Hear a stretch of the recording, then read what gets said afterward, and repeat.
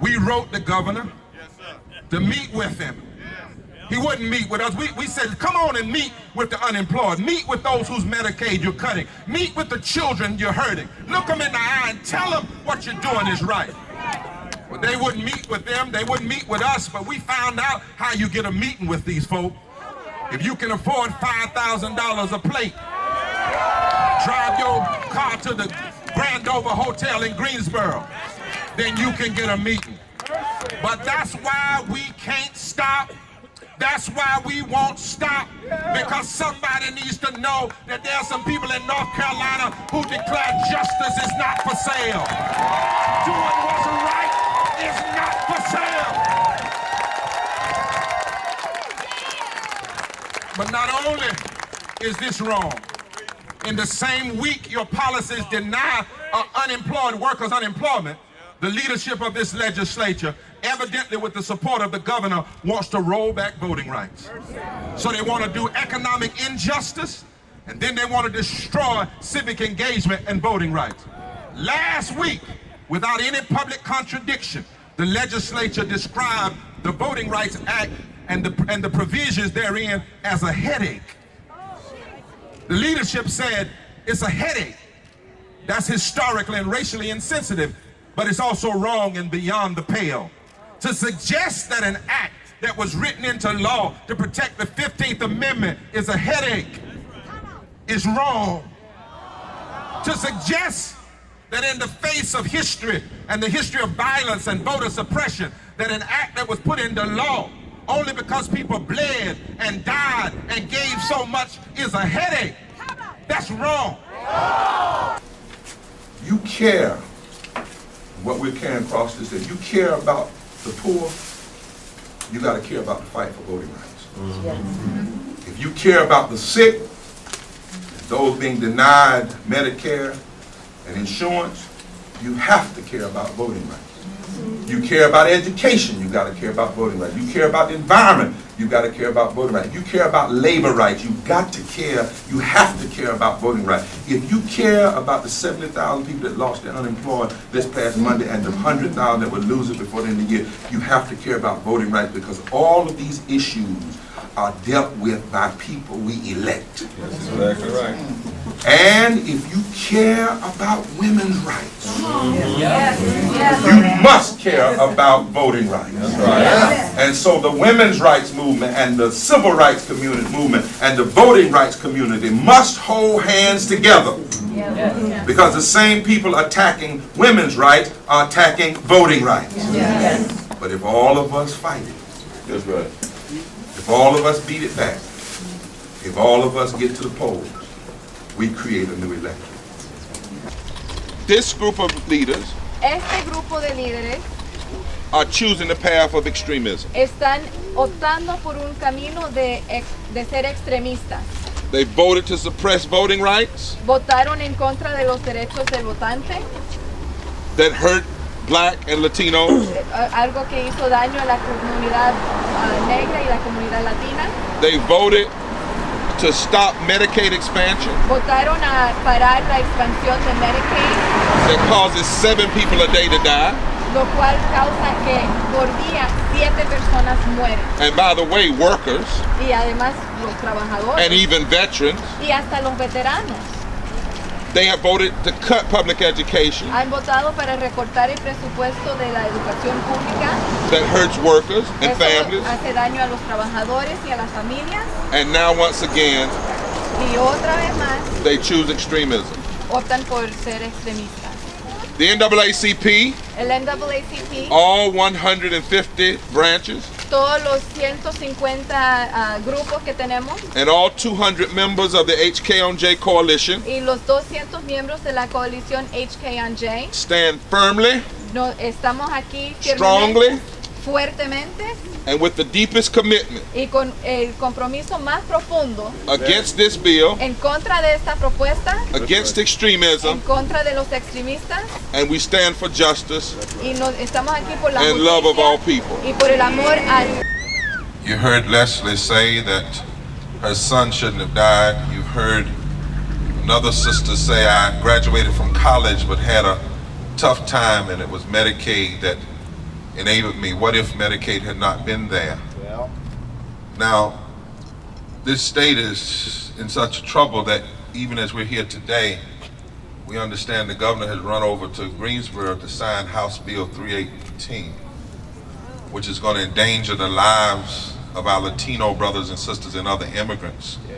Nothing but race-baiting politics passed in the last minute. They're doing to our Latino brothers, passing the kind of policies they used to do to African Americans back in the day of Jim Crow. So, but our Latino brothers and sisters understand how important Medicaid. She wanted to come here to say that they're standing with this movement. Yes. So if you would do that, and then she wants to invite us there tomorrow, then I want to do this eulogy. Thank you, everyone. My name is Iriana Santillan, and I'm the community organizer at El Pueblo. I'm a proud member of Ciudad Las Licencias, and I agree. Today is a very, very sad day for North Carolina. Medicaid expansion is an attack, it's an attack on North Carolina at all. HB 318 is the most anti-immigrant, anti-poor bill that has ever been in the state, and today Pat McCrory signed it. I am desperate, and we need all the help that we can get. We stand here in solidarity, and we always will. I've made a commitment to my community, to all North Carolina, that we will stand together, because together we are stronger, and This is an attack on not just one community, but North Carolina as a whole. Thank you. Thank you. Amen. We understand that the same people against Medicaid expansion, against our Latino brothers and sisters, and so we're intersectional now. We're holding together. We're in fusion. And this fusion, we're going to end up eventually transforming North Carolina, because we're going to do it together. We don't need to go back in time. We need to go forward together. And so we protest.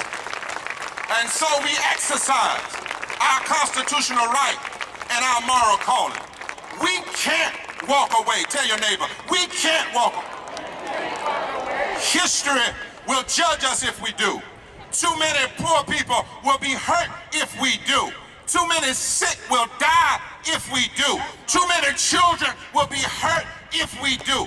And they might have the votes, but we have our voices. And we have our bodies. And with our voices, we will cry loud until every ear has been opened in this state and this nation to what is going on. They might have votes for a season, but those who supported slavery had votes for a season.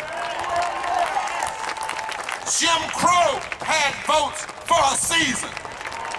Those that denied women the right to vote had votes for a season. But keep reading history. Politics change. Votes change. Attitudes change. Seasons change. When people stand up, history can change. When what the people in the General Assembly and the pundits and the critics don't understand is that we are not discouraged by seasons. We're in a moral movement. We are long distance runners and not sprinters. We're not just marching and protesting for right now, but we're marching and protesting for next year. We are sowing a seed of resistance that will come up in communities all over this state and all over this nation. We understand that there are some seasons and there are some things that are mean, but in the meanwhile, we don't give up to the mean. We don't give in to the mean, because our eye is on the prize of justice. And though defeated for a season, justice will always be resurrected. And I'm telling every one of you here to go tell another 100 people, if we stand our ground, there's a change coming. If we stand on our Constitution, there's a change coming. If we stand on the Word of God, there's a change coming. When you fight for the poor, there's a change coming. When you fight for the sick, there's a change. When you fight for the weak, when you fight for children, If you're going to change America, you have to think states. And if you're going to think states, you have to think southern states. We've gotten this content about what's national and what's not. The nation was not changed from D.C. down, it was changed from Montgomery up. From Greensboro up. From Selma up. And so movements happen not because you sit down necessarily in the room and strategize how to make something. That's part of it, but what more people, the spirit of it, we didn't have to tell Georgia to start tomorrow Monday. Governor Deal did that when he denied all those folk Medicaid and attacked voting rights. And they caught the spirit, like people caught the spirit in the city. We're not having to tell Alabama, they're starting, or Florida, or other people. When people understand the intersectionality, the coordinated attacks against our most fundamental rights, then people come together, and when they see something that's working, then they join in. So the movement today is not about somebody helicoptering in. Even Dr. King knew that. At the March on Washington, notice what Dr. King said. There's not one place in that speech where he says, go back to D.C. There's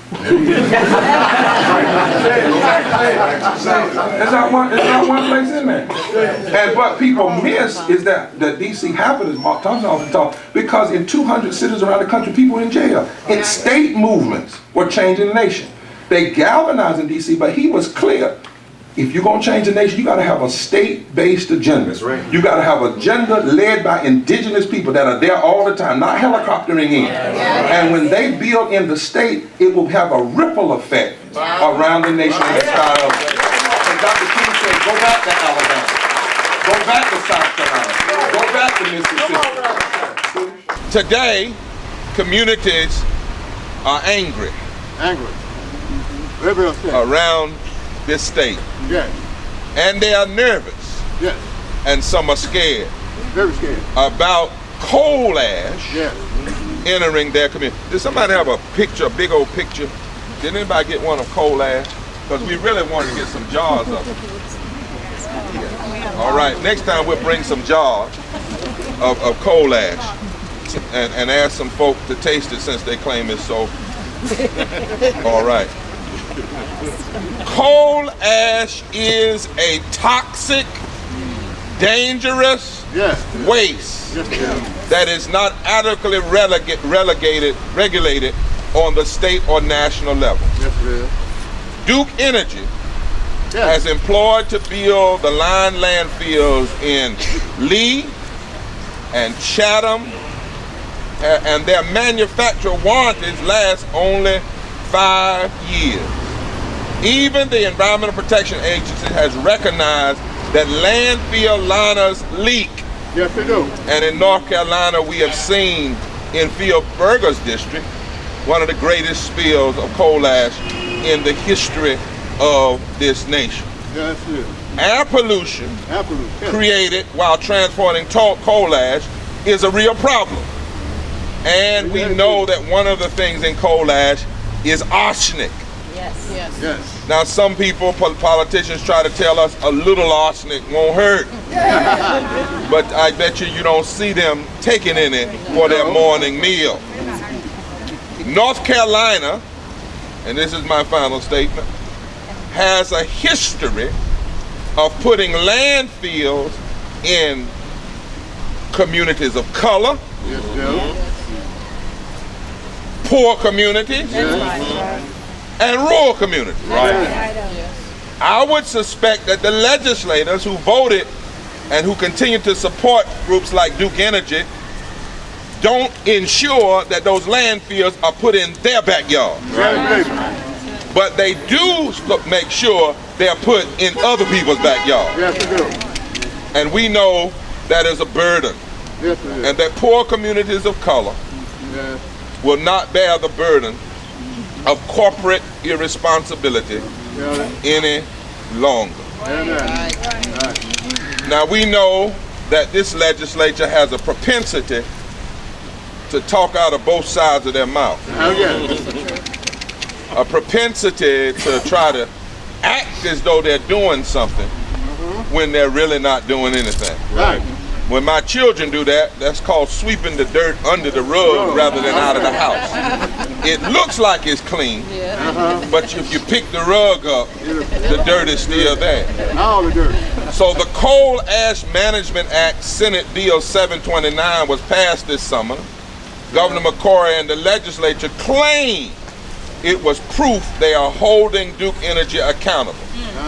But when you read the bill, and read two things, what's in it and what's not in it. Yes. Instead, they are allowing Duke Energy to force their way into our community. Yes, they are. The Coal Ash Management Act allows Duke Energy to build landfills without the approval of local government. Yes. Now, isn't that interesting?